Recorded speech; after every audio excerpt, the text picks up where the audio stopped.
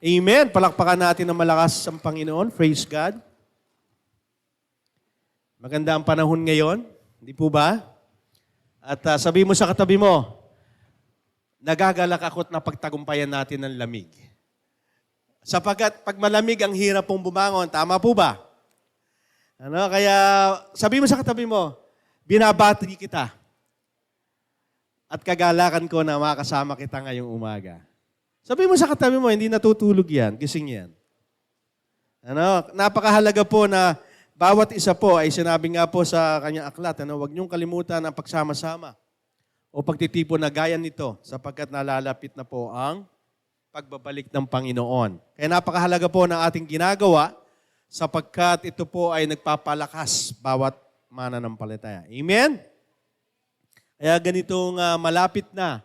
Alam niyo po, ano po agad ang una niyong napapansin pag malapit na ang Pasko? Maliban sa may tumutunog na, ang kasabihan, marami po nagsasabi na ang Kapaskuhan o Christmas ay napakahaba sa Philippines.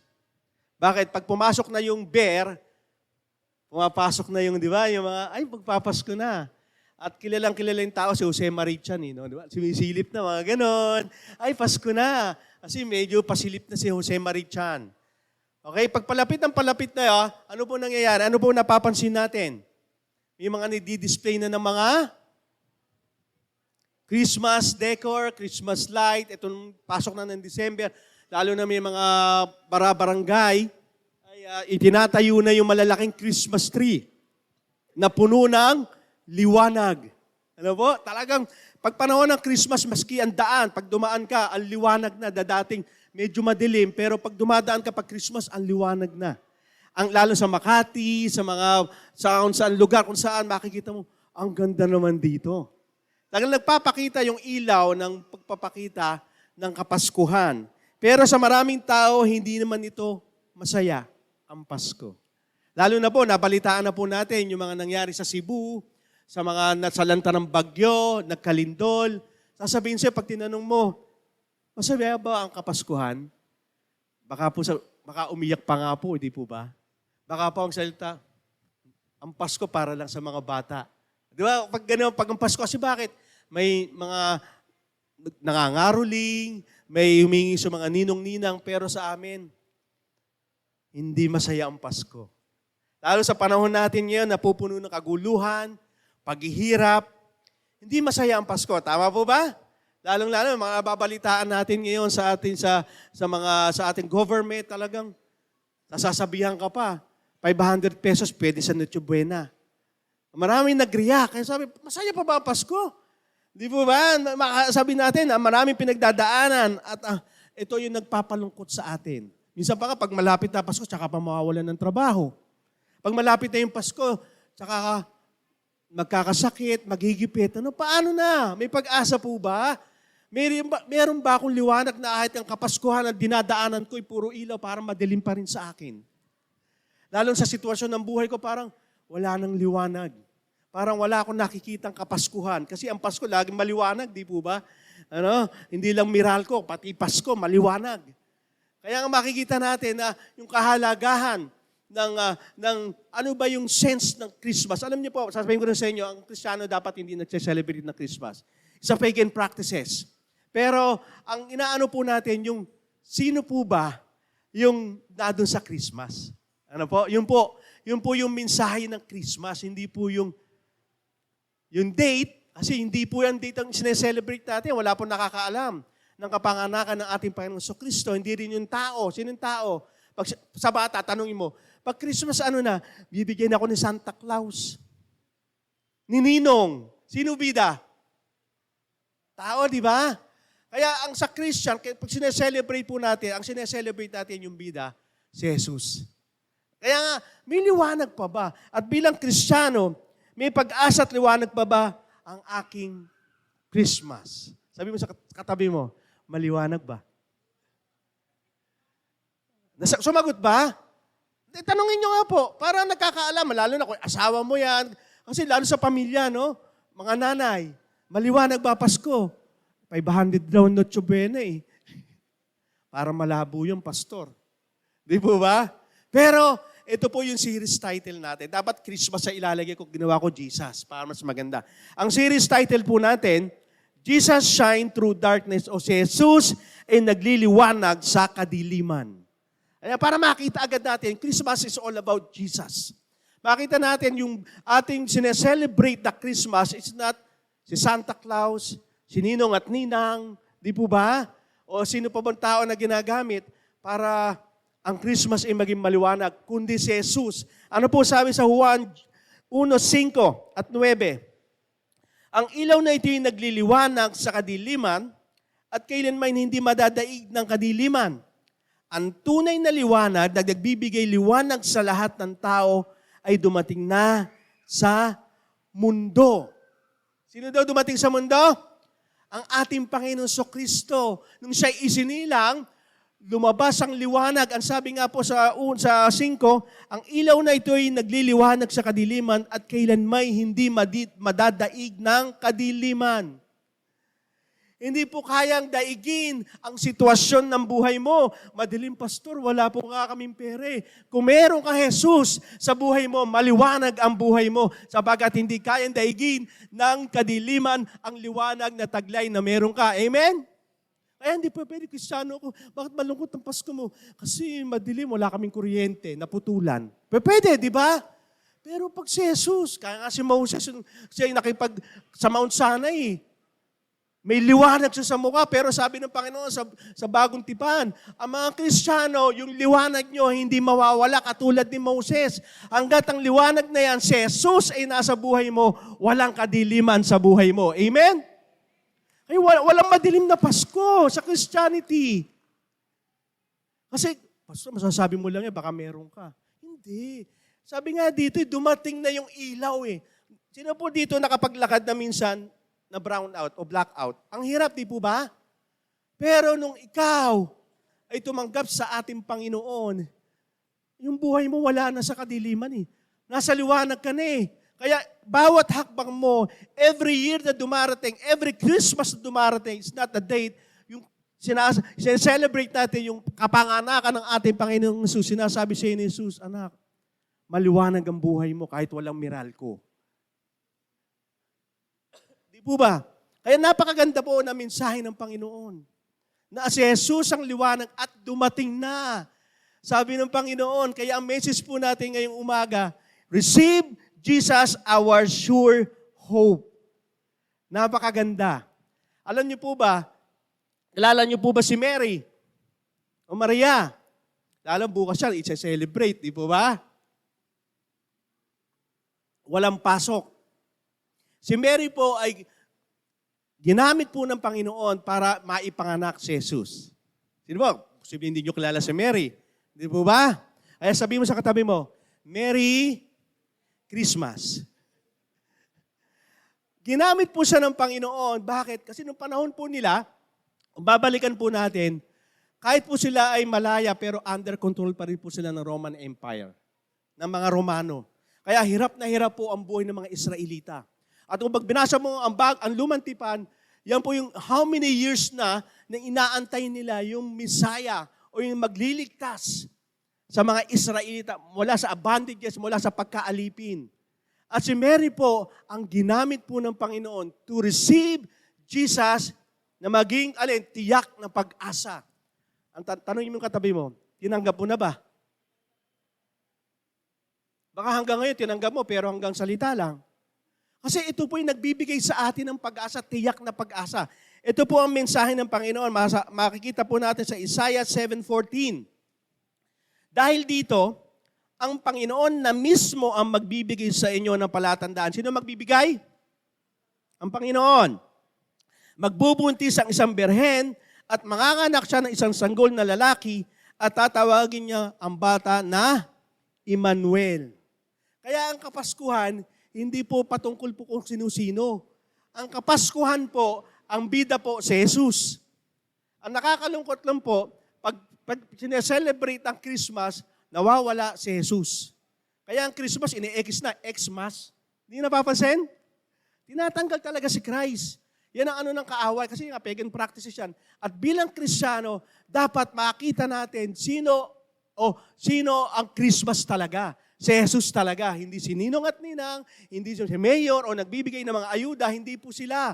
Kundi ang ating Panginoon Kristo, ang ating Panginoon ang nagbigay. Ang sabi nga dito, sanggol na lalaki at tatawagin alin?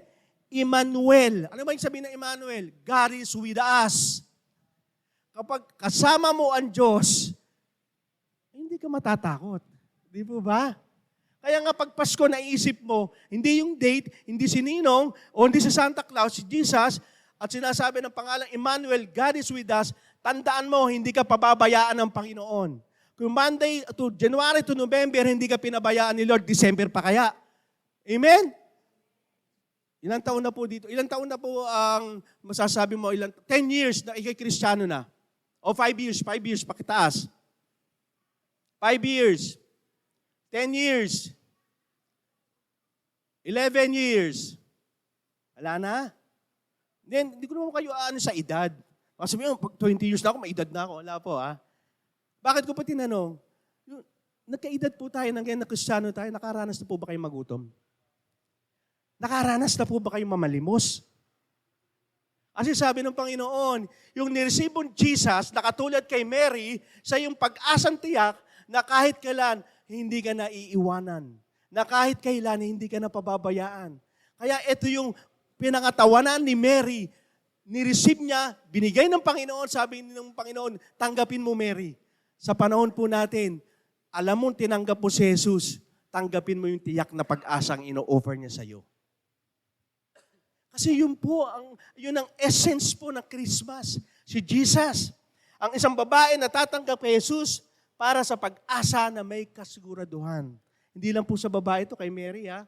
Hindi lang po, sa atin pong lahat. Kaya ang pag tinanggap po natin si Jesus, ang tiyak na pag-asa, hindi lang po pag-asa ang tinatanggap natin, tinatanggap din po natin ang biyaya ng Diyos. Ganon ang ating Panginoon. Ano pa yung biyayang yon? Sabi po sa Lucas 1:28-31, sinabi ni Gabriel, Maria, magalak ka. Ikaw na pinagpala ng Diyos, sumasayo ang Panginoon. Nabagabag si Maria sa sinabi ng anghel. Inisip niya mabuti kung anong ibig sabihin noon. Kaya sinabi sa kanya ng anghel, huwag kang matakot, Maria. Dahil pinagpala ka ng Diyos, magdadalang tao ka at magsusilang ka ng isang lalaki na papangalanan mong Jesus. Alam tayo madalas, lalo mga nanay, magpapasko. Sila hindi napagtutulog. Alalahanin.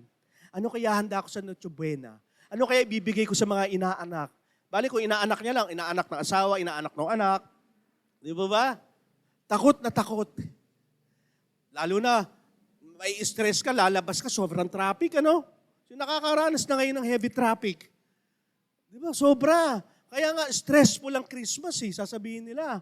Pero pag ikaw, tinanggap mo si Jesus katulad ni Maria, hindi ka may stress.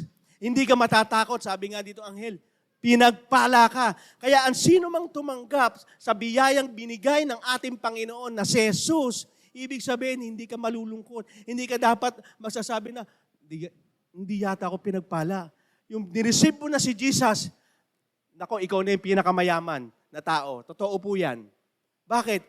Pinagpala ang lahat ng tumanggap kay Jesus dahil tinanggap niya yung alin?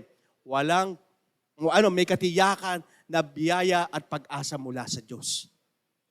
Kaya makikita po natin dito na kanina Emmanuel, God is with us, ang Jesus naman, the Lord is my salvation. Nakikita nyo? Lalong pinapakita ng Panginoon, huwag kang matakot. Huwag kang mangamba kung ano man ang dumarating sa buhay mo, lalo't ngayong Kapaskuhan, na lalo busy ang lahat nagsha-shopping, ikaw wala pang pan-shopping. Lahat nagpa-panic buying na, ikaw panic pa lang, wala na yung buying. Ang hirap, di po ba? Parang ang lungkot. Hindi po, pinapakita po sa atin ng Panginoon. It's not about the material things. It's all about Jesus. The Lord is my salvation. Ang pinakamagandang pagliligtas na ginawa sa atin ng Panginoon, hindi material kundi yung ating kaluluwa, ang ating kaligtasan.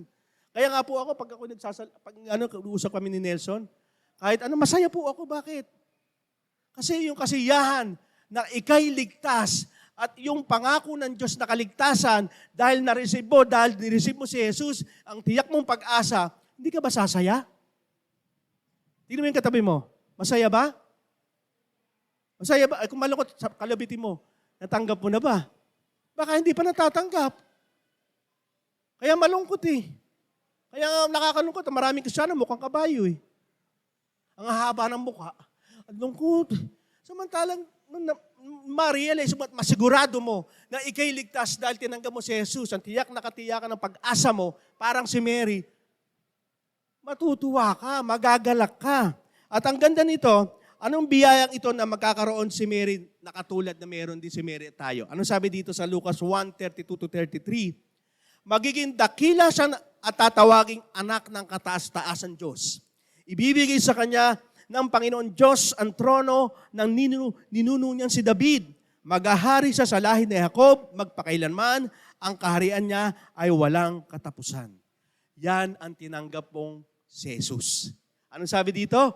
Anak ng kataas-taasan Diyos. Hindi yan basta-basta. Hindi lang si Yorme yan. Hindi lang si kongresista yan. Hindi lang presidente yan. Kundi anak ng kataas-taasan Diyos. Eh pag anak po ng kataas-taasan Diyos, may ano pa ba? Wala na. Di ba pag kayo lalapit sa presidente, hindi kayo makakalapit eh. May mga presidential guard yan eh. Hindi pwede kayo lumapit. Di ba ganon? Hindi po kayo lumapit. Kilala niyo po, presidente po yan, si BBM yan. Pero pag nireceive mo si Jesus as your Lord and Savior, at yung tiyak na pag-asa na sa'yo, walang presidential guard. Lumapit ka lang dahil Diyos Ama mo siya. Amen? Lapit ka lang, walang gwardiya na, hindi pwede, hindi. Kahit kataas-taasan sa Diyos, makakalapit ka sa Kanya. Bakit? Kasi lahat ng tumanggap sa Kanya, binigyan niya ng karapatan maging anak niya. Amen? Sasabihin mo sa'yo ni BBM, hindi kita anak ha? O di ba yung mga gano'n, si Mayor, hindi kita kamag-anak. Pero kay Lord, pag nireceive mo siya, tatawagin ka pa Kanyang anak. Sino ba tayo sa paningin ng Diyos? Dati kaaway, pero salamat na lamang sa Kanyang biyaya. Dahil tayo ay tinawag ng anak ng Diyos na dati tayong kaaway. Kaya nung magkakaanak si Mary, napakadakila nung kanyang dadalhin. Pero hindi po yun baka may misinterpret nyo. Hindi po si Mary ang ating tinataas dito.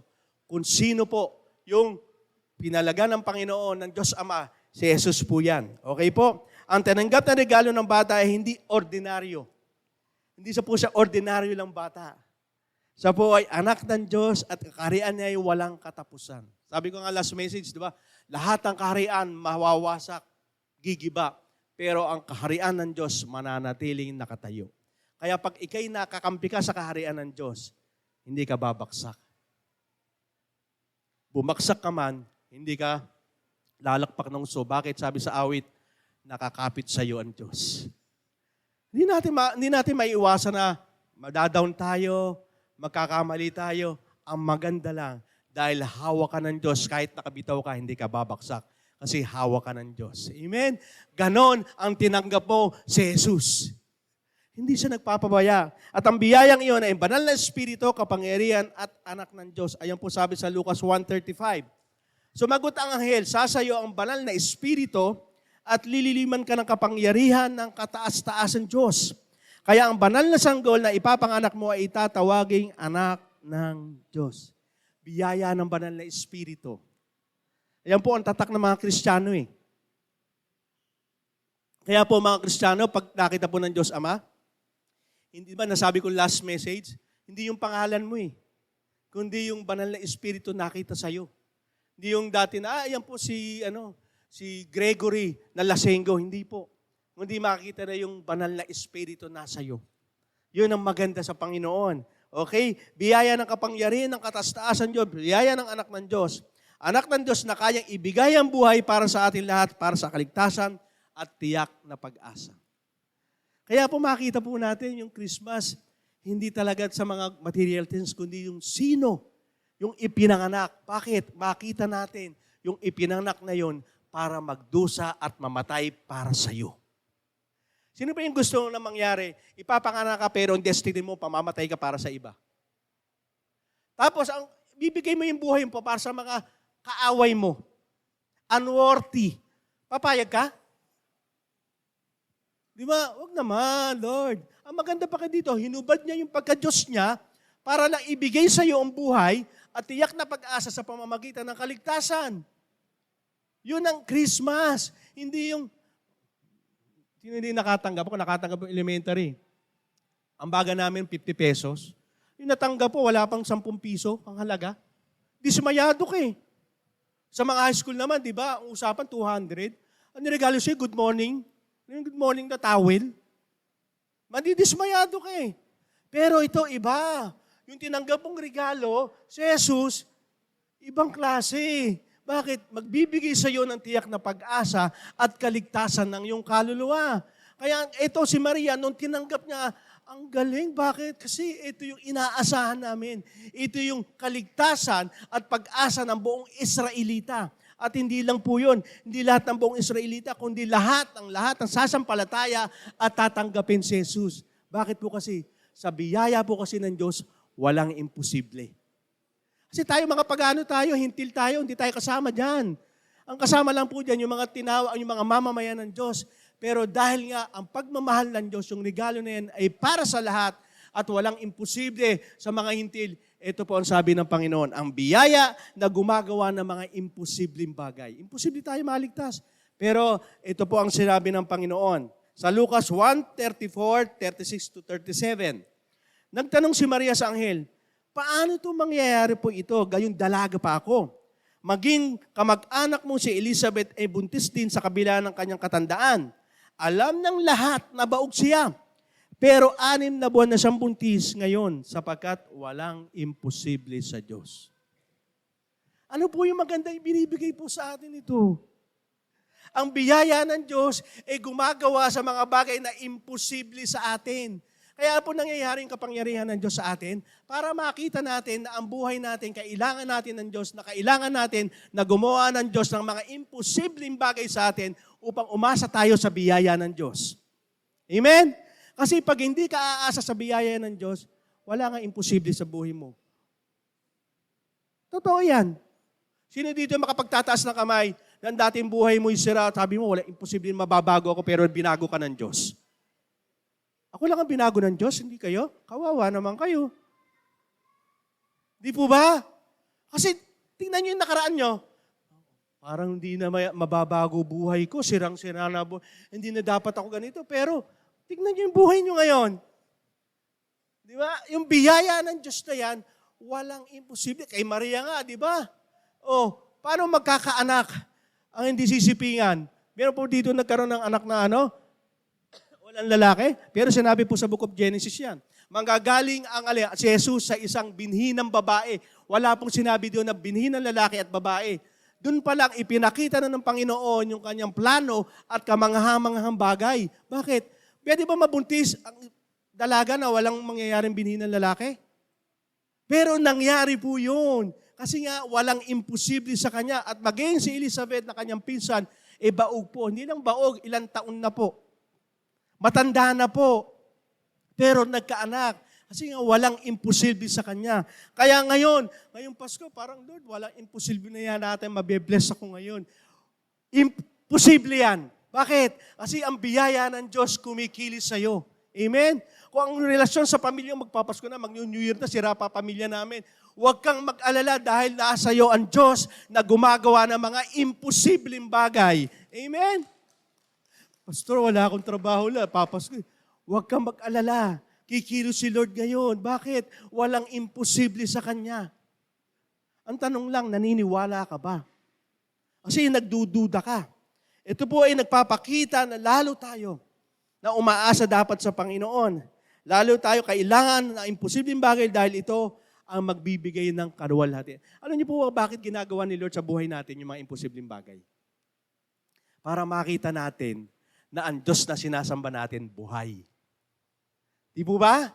Kasi kung walang nangyayari imposibleng bagay, may Diyos pa ba? Ba't walang nangyayari? Kaya binibigay ni Lord yun na makita natin si Lord ay buhay at dapat papurihan at bigyan ng kaluwalhatian magpakailanman.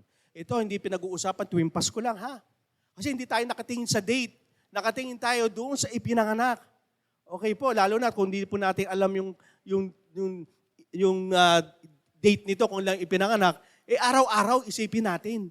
Di po ba? Para magkaroon po tayo ng mga bagay na lagi tayong aasa sa Panginoon. Lalong-lalo na po sa mga bagay, Pastor, imposible. Nangyari, walang imposible po.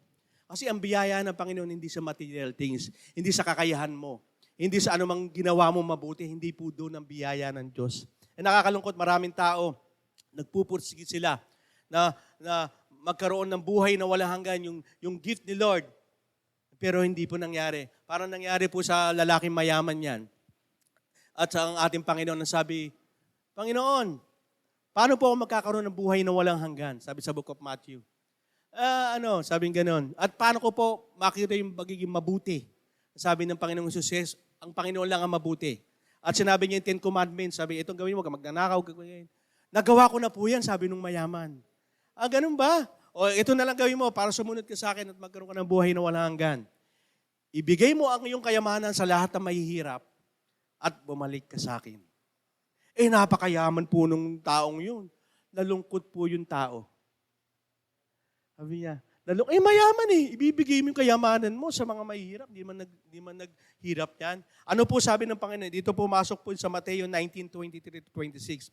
Kaya sinabi ni Jesus sa kanya mga alagad, sinasabi ko sa inyo ang totoo, napakahirap para sa isang mayaman na makapasok sa kaharian ng langit. Mas madali pa makapasok ang kamelyo sa butas ng karayom kaysa makapasok ang isang mayaman sa kaharian ng Diyos. Nabigla ang mga alagad nang marinig nila ito. Kaya nagtanong sila, kung ganun po, sino na lang ang maliligtas? Tinignan sila ni Jesus at sinabi, imposible ito sa tao, ngunit sa Diyos, lahat ay posible. Ano binibigay sa atin dito? Hindi porkit mayaman ka, pasok ka na sa kaharian ng Diyos. Hindi porkit matalino ka, pasok ka na sa kaharian ng Diyos. Hindi porkit nasa iyo ang lahat at kilala ka, nandun ka na sa kaharian ng Diyos. Hindi po. Sabi nga sa Ephesians 2:8-9, di ba? By the grace of God, you've been saved sa biyaya ng Diyos. Kaya nung tinanggap mo si Jesus, hindi mo tinanggap yung karangalan, hindi mo tinanggap yung matalino ka, mayaman ka, gwapo ka, maganda ka, hindi. Tinanggap mo yung biyaya ng Diyos upang ang sino man ay walang makapag-ipagmalaki yung sa harapan ng Diyos. Sabi, Pastor, di ba, ang mabuti ba, hindi ba? Oo, kahit mabuti. Bakit? Yung standard kasi na kabutihan, hindi standard mo, standard ni Lord. Paano po mangyari? Halimbawa lang, pag isang tao may ketong, alam niyo yung leprosy? Di ba, yung parang naaagnas, sumakay po ng jeep. Dahil ikaw ang driver, sabi nung sige, wag na lang po wag na lang po kayong magbayad, sabi dun sa may leprosy, may ketong. Sige, wag na lang. Pero sa kagalakan, nilapos niya yung driver. Sa tingin niya, mabuti naman yung ginawa, di ba, nung leprosy? Pero sa standard, hindi. Bakit? Pwede makahawa. Di ba? Halimbawa, ganun din. May leprosy ka, tapos walang jacket. Sige, mabuti yung ginawa mo, binigay mo yung jacket, pero galing sa may leprosy, may sakit. Sa tingin mo mabuti, pero hindi. Bakit? Makakahawa ka. Ang standard na kabutihan, standard dapat ni Lord. Kaya hindi po pwede, mabuti naman ginawa ko sa standard ba ni Lord? Hindi. Ang maganda lang sa biyaya ng Panginoon, kapag tinanggap mo yung biyaya ng Panginoon, yung mabuti, lalo kang gagawa ng mabuti. Yun, bakit? By the grace of God. Sa mga pagkilos ng kapangyarihan yan. Yung napapansin ng mga Kristiyano ngayon? Yung mga dati yung ginagawa nyo na ngayon? Sino dito pag kumakain ng candy, tatapon na lang? Di ba? Pag sumasakay ng jeep, pag hindi nakapagbayad, sasabihin mo pa, ang wais ko talaga, hindi ako nakapagbayad sa jeep. Di ba? Pag may nagsukli sa tindahan, may sumobra, hindi mo na ibabalik ba ako? Siya naman, iingot sa sabat Ngayon, iba na, di ba? Yung ilang basyo, ng pinag-ano mo ng candy, ilalagay mo dito, bakit? Ayaw mong magkalat. Yung nga lang sa jeep, ay, hindi pala nakapagbayad. Manong bayad ko? Di ba? Naiiba na. Di ba yung may sukli? Ay, sobra po yung sukli niya, banabalik niyo. Pag nagpa-plus ka ng pag nag-CCR ka, diba? Dati hindi ka nagpa-plus Bahala niyo susunod. Ngayon, ay, may susunod. Meron ka nang paki sa kapwa mo. Hindi ka na makasarili. Kaya nakapapansin nyo, lalo tayo nakakagawa ng mabuti dahil sa biyaya ng Panginoon. Amen? Kaya nga tayo, mga Kristiyano, laging nakikita masaya Bakit? Kaya laging nauutangan Kasi parang wala kayong problema. Yun ang alam nyo. Kasi bakit? Biyaya ng Diyos ang nasa akin. Si Lord ang bahala sa problema ko. Kaya masaya pa rin ang Pasko. Masaya pa rin. Kaya everyday is Christmas. Kasi everyday yung biyaya ng Diyos natatanggap mo. Amen? Kaya sabihin sa iyo na kahit walang 500 na Noche Buena, okay lang. Bakit? Si Lord higit pa sa 500 na ibinigay sa akin ang aking kaligtasan. Amen? Masaya ka. Pangalawa, nung tinanggap mo si Jesus at natanggap mo yung tiyak na pag-asa, hindi pwedeng hindi mo siya pupurihin. Pupurihin ng Diyos palagi sa kanyang karawalhatian. Ito na naging problema din ng mga Pilipino. Di ba yung mga sinauna nating ginagawa? Kapag wala kang bago, lalo yung mga kabataan, naranasan ko, pag wala akong bagong sapatos, pantalong pampasko, ayoko magsimba. Bakit? Wala akong bago eh. Di ba? Wala akong bago, nakakaya na lang. Lahat ng kasama ko, bago. Kasi nakatingin tayo sa material things, sa mga bagay na yun.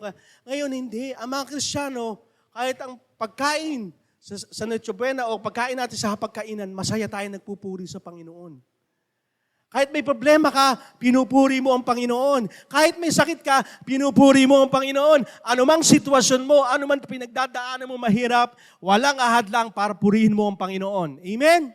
Yon ang katotohanan. Ay, ibang-iba ang mga Kristiyano eh.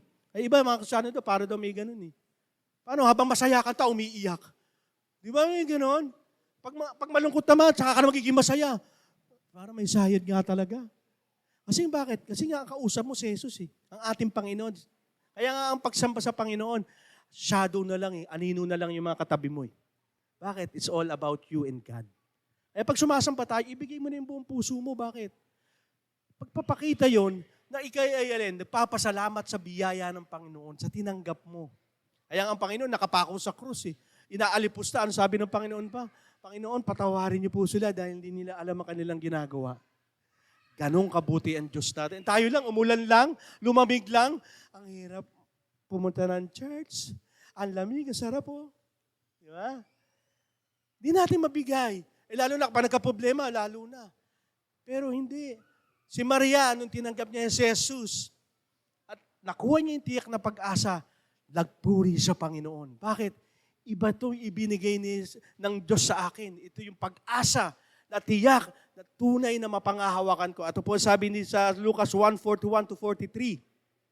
Nang marinig ni Elizabeth ang pagbati ni Maria, gumalaw ang sanggol sa kanyang sinapupunan at tapuspos siya ng banal na espiritu. Napasigaw siya sa tuwak. Higit kang pinagpala sa lahat ng babae at pinagpala rin niya ang magiging anak mo. Isang malaking karangalan na dalawin ako ng ina ng aking Panginoon. Nung tinanggap natin si Jesus, ulitin ko, sino po tumanggap dito kay Jesus? Huwag na po tayo magtaas. Kasi iba hindi magtataas eh. Ano sabi? Nagalak eh. Masaya. Iba po ang kagalakan sa kasiyahan. Ang kagalakan po, kahit wala kang pera, na-enjoy mo, di ba? Yun ang kagalakan. Kahit naghihirap ka, magalak ka pa rin. Yun ang kagalakan sinasabi ng Panginoon. Eh, nung tinanggap niya si Jesus, sabi ni Maria, lalo ni Elizabeth, mapalad ka, blessed. The woman, sabing ganoon. Dahil ikaw ang naging daan upang ipanganak mo ang isang Diyos na makapangyarihan sa lahat. Eh, tinanggap po yung tinanggap ni Maria, nagalak siya. Kaya magalak tayo. Pastor, hindi mo alam yung pinagdadaanan ko. Eh sila Maria nga, ilang libong taon ng slave ng Romanian eh. Iniintay nila for how many years ang pagdating ng Messiah. Eh tayo pa lang, isang buwan pa lang may hirap na hirap. Sinusumpa na natin si Lord eh. Pero iba. Kasi pag tinanggap yung biyaya ng Panginoon, yung biyaya ng Panginoon ang nagpaparealize sa'yo, magtiwala ka, sumampalataya ka. Bakit? Yung pamamagitan na yan, nagagalak ka, even ang sitwasyon mo, napakahirap. Sasanbahin mo siya. Ito nga ang sinabi dito. Ibig sabihin dito, i-correct ko lagi baka kasi sinabi po dito ni Elizabeth, mapalad ka, Maria, lalo na bukas, i-celebrate yan. Hindi po dapat sinasamba natin. Sinabi na po yan, kaya nga sa aklat, katotohanan, sinabi na po yan para hindi po tayo ma-mislead. Ano po sabi dito? Sa Lucas 1:27-28. Nagsasalita pa si Jesus nang biglang sumigaw ang isang babae sa gitna ng maraming tao. Mapalad ang babae nagsilang at nagpasuso sa inyo. Sabi, mapalad ang nanay mo, Jesus. Sabi gano'n. Pero sabi ni Jesus, sumagot si Jesus, higit na mapalad ang nakikinig, ang sumusunod sa salita ng Diyos. Sino daw ang blessed? Yung mga sumusunod, ang sumasampalataya, ang nakikinig sa salita ng Diyos. O sino ngayon ang blessed? Pakitaas ang kamay. Amen. Kung sumusunod ka, kung nakikinig ka, kung alam mo si Jesus ay Panginoon at tagapagligtas mo, pinagpala ka. Ang maganda sa Bible, wala pong sinabi sa Bible, ay pinagpala ka dahil ang dami mong pera. Ay pinagpala ka ang gwapo ng asawa mo. Ay pinagpala ka dahil ang talino mo. Walang sinabing ganon. Ang sabi ng Panginoon, pinagpala ang mga nakikinig at sumusunod sa salita ng Diyos. Kaya pag ikay sumusunod, kung ikay nakikinig at ang iyong faith, ang iyong hope ay na kay Kristo, blessed ka. Kaya nga sabi minsan, pag nag-uusap kami, ang yaman mo naman. Oo nga, yaman mo. Ikaw din, bakit? Meron tayong Diyos sa buhay natin. Meron tayong Kristo na nagbibigay sa atin ng kayamanan, higit pa dito sa mundong ito. Amen? Paano ka magiging malungkot? Oh, di naman yung katabi mo, ang lungkot-lungkot pa. Huwag niyo isipin yung ibibigay natin sa Pasko. Huwag niyo isipin yung kakainin. Sabi nga sa kasulatan, di ba? Maging ang mga ibon nga, hindi nag-iisip na kakainin nila, pero pinapakain ni Lord. Tayo pa kaya ang mga anak ng Diyos. Kaya, tignan mo yung katabi mo, malungkot pa rin ba? Malungkot pa rin. O, pasasahin pa natin yan. Kaya magpupuri tayo dahil ang blessing ni Lord, hindi sa material things. Pastor, hindi nayayaman ang mga Kristiyano. No. Tinatanggal lang tayo sa napakaraming Diyos-Diyosan. Kaya dun sa parable sa mayaman, kasi ang kanyang Diyos-Diyosan ay ang kanyang wealth. Kapag yung Diyos-Diyosan na yan, ayaw mong ibigay sa Panginoon para ipalit yung trono ng Panginoon sa buhay mo, mahirap talaga. Mahirap talaga. Kaya ang gusto ng Panginoon, siya muna. Kaya nga sa Mateo 6:33, first seek the kingdom of God and His righteousness, and all things will be added unto you. Baka panay ang punta mo dun sa, saan ako magkakapera? Saan ako yayaman? Saan ako magkakano? Di ba? No. Hanapin mo muna natin ang ating Panginoon. Magtiwala ka lang. Yung pinaka-blessing na mabago ang buhay mo, hindi kayang palitan ng pera yan. Kasi pagdating po sa heaven, hindi naman, gano'n laman ang bank account mo? Walang gano'n. Walang gano'n sa heaven. Nakalista ba ang pangalan mo? Pasok ka. Yung mayaman ka, sa Lazarus, saka sa mayaman, wala yung pangalan ng mayaman. Bakit? Hindi man nakalista sa aklat ng buhay. Lahat ang nakikinig at sumusunod sa Panginoon, nakalista ang pangalan. Jezebel, pasok ka nakalista. Ikaw, hindi ka nakalista, sa baba ka. Kaya napakaganda ng pangako sa atin ng Panginoon. Magpupuri ang taong naniniwala na matutupad ang sinasabi ng Diyos. Yung sinasabi ko kanina. Mapalad ka kung pinaniniwalaan mo yung pangako sa iyo ng Diyos. Nangyari po yan kay Maria sa Lucas 1:45. Sabi dito ni Elizabeth kay Maria, mapalad ka dahil naniniwala kang matutupad ang sinabi sa iyo ng Panginoon. Alam bakit tayo ay nagagalak? Masaya tayo? Even we are nasa sitwasyon tayo mahirap? Bakit? Kasi pinaniniwalaan mo yung pangako sa iyo ng Diyos. Kasi kung wala kang pag-asa sa buhay mo, wala na, talikuran na. Sisirain ko na buhay ko, pero bakit patuloy pa? Dahil naniniwala ka sa pag-asa mula sa Diyos, naniniwala ka na iaalis ka sa sitwasyon ng Diyos. Sabi nga sa Corinthians, di ba? Panandalian lang yan, hindi mag-i-stay sa yan. Kaya anumang problema yan, hindi mag-i-stay yan. Huwag kang maki-stay sa Kanya. Kundi alin, sumamba ka at magtiwala sa Panginoon. Yung pag-asa mo nasa Panginoon. Pastor, malapit na Pasko. How many days na lang? How many days na lang sino nagka-countdown? Diba? Lalo, diba? Wala na tayo sa pecha, pero naiaano natin yan eh. Pero sabi sa'yo ni Lord, huwag kang mag-alala. Kahit hindi Pasko, i-bless kita. Yon ang katotohanan. Naniniwala ka ba? Diba? Sabi ng Panginoon, naniniwala ba kayo na may buhay kayo na walang hanggan? Naniniwala ba kayo na pag-agaling kayo ni Lord? Naniniwala ba kayo yung relasyon sa pamilya mabubo? Pamilya mo, sa trabaho mo, magkakaroon ka? Di ba?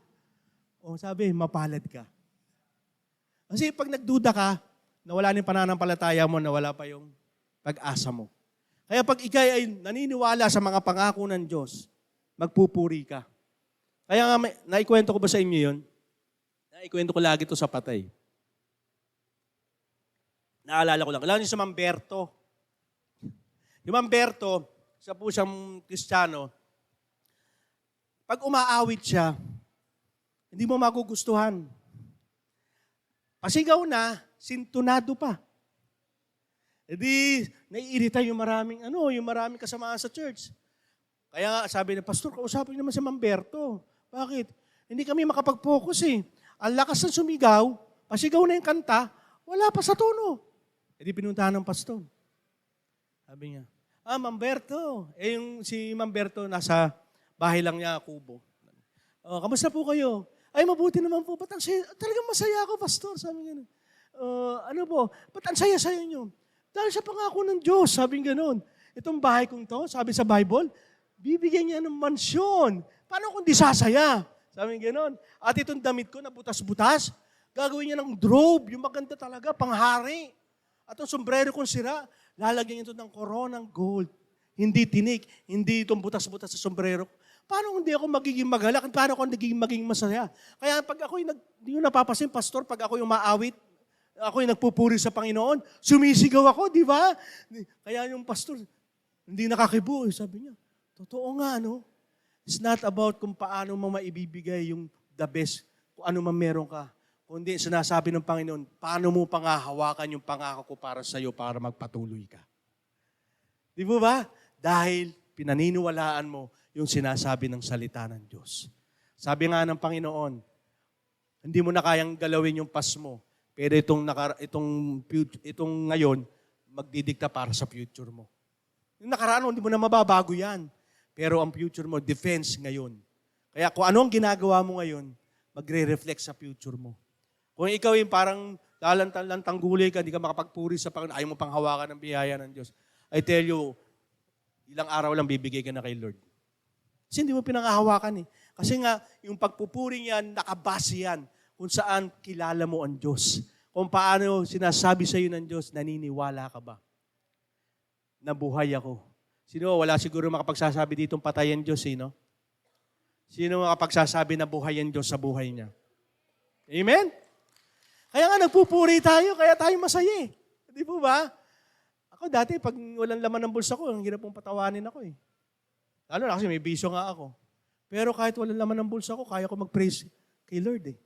Kaya kong tumawa, kaya kong lumundag, sumayaw para sa Diyos. Amen? Kasi it's all about Jesus. Yun ang Christmas. Kaya nga, napakaganda ng mensahe ng Christmas sa atin. Hindi material things. Ang magpupuri dahil kinawaan tayo ng Diyos, ang Ama, ng Diyos, ang may takot sa Kanya. Kasi si Mary po, kinawaan ng Diyos dahil nagkaroon siya ng takot. Ano ba may pagkakaroon ng takot sa Diyos? Takot at paggalang mahalaga po yan. Kasi kung ang tao walang takot, halimbawa na lang, susunugin kita, hindi ka matatakot kasi wala kang takot eh. Kaya may benepisyo din to. Pero yung pagkatakot sa Diyos, napakahalaga lalo sa Kristiyano. Bakit po? Gusto mo nang bumitaw, gusto mo nang tumalikod sa Panginoon dahil may takot ka na siya'y makapangyarihan Diyos, na siya'y kayang kumilos at kayang gumawa ng mga imposibleng bagay, hindi mo gagawin eh. Hindi po ba? Kaya yung takot sa Diyos, gusto mo siya mapangiti, gusto mo siya mabigyan ng kaluguran. Ano man ang mangyari sa buhay mo, Lord, takot ako sa iyo, hindi para paparusahan ka, no. Ayoko mapalungkot ka. Bakit? Sapat na yung ginawa ni Kristo doon sa krus para sa akin. Bakit mawawala yung takot? At maganda sa Panginoon, yung takot na yan will result na alin? Mapapabuti ang buhay mo. Yun ang kagandahan sa Panginoon. Na hindi siya gumagawa ng masama. Kaya pag natakot ka sa Kanya, hindi pwede mapapabuti ka. Mapapabuti kasi ang laging iniisip niya, yung pinaka-mabuti, yung pinaka, hindi lang mabuti, yung pinaka, yun ang gusto niya sa'yo. Bakit? Yung pinakamalapit nga sa puso niya, si Jesus binigay sa'yo, ano pa kaya hindi niya kaya ibigay?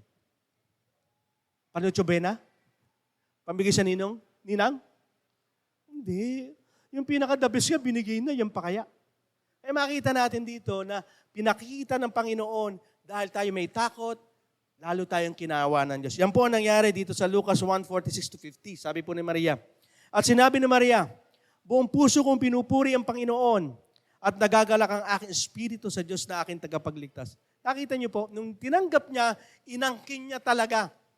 Inangkin niya dahil sa kanyang pagkatakot sa Panginoon. Sapagkat inaalala niya ako sa kanyang abang lingkod, mula ngayon ituturing akong mapalad sa lahat ng henerasyon dahil sa aking mga bagay na ginawa sa akin na makapangyarihan Diyos, banal ang kanyang pangalan. Inaawa niya ang mga tao may takot sa kanya sa bawat henerasyon. Alam niyo po, lalo na po sa paglilingkod natin sa Diyos, isa po yung nagiging burden. Hindi ako pwede maglingkod kay Lord kasi no read, no write ako eh. Wala akong pinag-aralan. Galing ako lang sa mahirap. Tinan mo, angkan ko, hindi pa nga kilala. Pinagtatabuyan pa. Hindi po ako po yung tao na pag ako'y nagsasalita, hindi po magaling. Parang si Apostol Paul. Ano sabi ni Lord? Ang ginagamit ko, yung umaasa sa akin. Yung ginagamit ko sa tingin ng mundo, basura sa akin, kayamanan. Kaya sa buhay natin, lalo ngayon, sa Pasko, wala naman ako kasi ang naman namin mahirap eh. Hindi mo na ako kilala sa church, hindi mo ako kilala sa lipunan namin. Lipunan nga namin, ang background nga namin, hindi maganda eh. Hindi po pinag-uusapan po doon. Ang tanong, may takot ka ba sa Diyos? Kasi si Maria, galing sila sa di po ba? Mahirap lang po sila. Kaya nga sasabsaban eh. Di po ba? Tapos, anong pinakikita ni Lord? Kinahabagan ni Lord, pinupuri ng Panginoon yung mga tao mapagkumbaba. Kaya wag po natin, natin ang buhay natin. Lalo-lalo na sa panahon na po tayo ay naghihirap, lalo natin nagkakaroon tayo ng self-pity. Ito talaga buhay natin. Wala nang mangyayari. Hindi po yun ang sinasabi ng Panginoon. Kasi mapalad ang tao may takot sa Diyos. Mapalad ang tao umaasa sa Kanya. Kaya sa panahon po natin ngayon, alam nyo, kinakaawaan po tayong lahat. Alam ng Diyos ang lahat ng ating panahon po natin ngayon. Anong sitwasyon mo ngayon? Alam ni Lord yan. Kasi pag tayo nakatingin, pag tayo Christmas, di ba? Laging pabigay. Di ba? Pero tandaan po natin, si Lord ang unang nagbigay. John 3:16. For God so loved the world, He gave. Napapansin nyo, ang pag-ibig ng Diyos, puro pabigay. Kaya yan ang essence of Christmas eh. Binigay ni Jesus sa kanyang buhay para sa iyo. Kaya, di ba, Pastor, magbibigay din ako? Oo. Ang unang-unang mong ibigay, kaligtasan para sa kapwa mo. Yan ang pinakamagandang regalo na ibibigay natin. Minsan, paano tayo? Pakapala ng sobri, no? Pinakamaganda ibigay mo, kaligtasan, Bible. Pagtawaran ka ng iba, okay lang. Bakit? Pare-realize na pagdating ng panahon. Totoo. Yung ibinigay mong regalo, ibinigay mo na si Jesus sa buhay nila, may eternal value. Di ba? Napakaganda yun. Kaya sa panahon po natin ngayon, na dumadaan tayo ng mga difficulties, nahihirapan tayo sa buhay, parang ayoko na. Sana wala nang Pasko, no? Sana wala. Hindi pwede yun. Kasi once na nangyari yan, yung Paskong yan, nagkaroon ng tiyak na pag-asa ang tao. Ang sangkatauhan, wag po natin kalilimutan yan. Kaya, tignan mo yung katabi mo. Masaya na ba? Ano? Kasi yan ang ng Pasko, ang ating Panginoong Jesucristo. Kaya sabi mo sa katabi mo, tanggapin mo na si Jesus. Yung tunay, yung tunay. Para magresulta yung biyaya at yung pagpupuri mo na walang hanggan. Amen? Pupurihin mo ang Panginoon dahil sa walang hanggang biyaya din ng Diyos na ipararanas sa iyo. Kaya masasabi natin, Jesus is our sure hope. Amen? Palakpakan natin ang Panginoon. Tayo po lahat ay manalangin.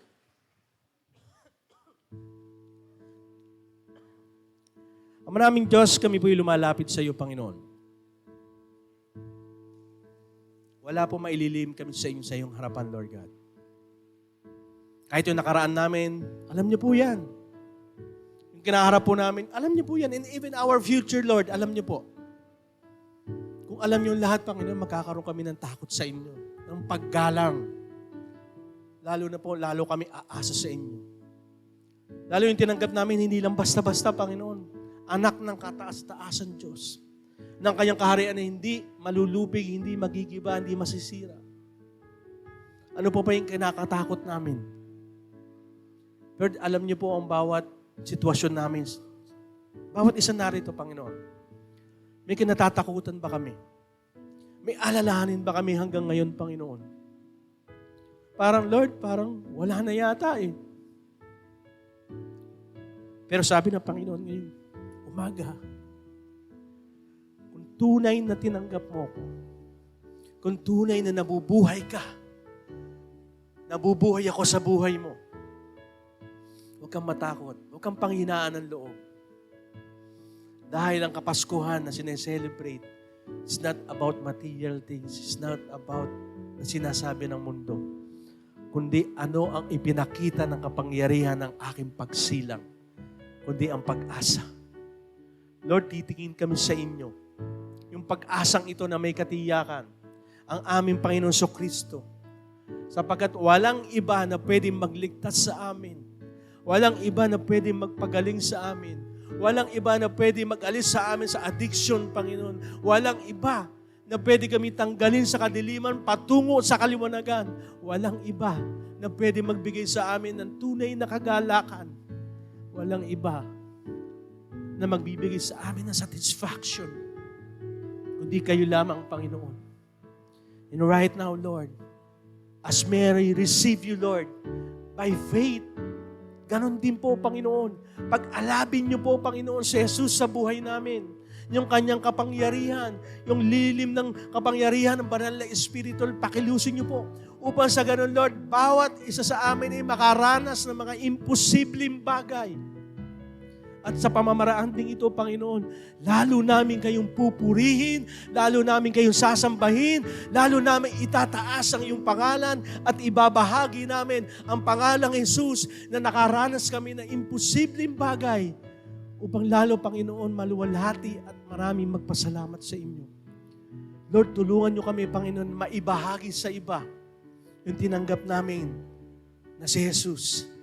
Sapagkat kung titignan namin at ang katotohanan, ang tanging kailangan ng sangkatauhan ay ang aming Panginoong Kristo. Gamitin mo kami mightily. Gamitin mo kami as a vessel, Lord God, para sa mga taong ito na nangangailangan ng pagtanggap kay Jesus. Lord, we thank you so much, Lord. We give you glory and honor. In Jesus' name we pray and all of God's people say, Amen. Palakpakan natin ang Panginoon.